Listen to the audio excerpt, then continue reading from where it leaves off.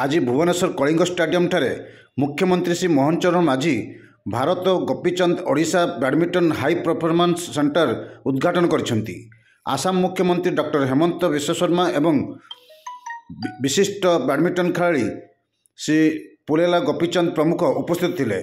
सूचनायोग्य जे 77,000 वर्गफुट परिमित अंचल निर्मित होइतिबा एही इंडोर हाई परफॉर्मेंस सेंटर 400 दर्शकों पई बसिबा सुविधा सहित 8टी शीतताप नियंत्रित बैडमिंटन कोर्ट रही।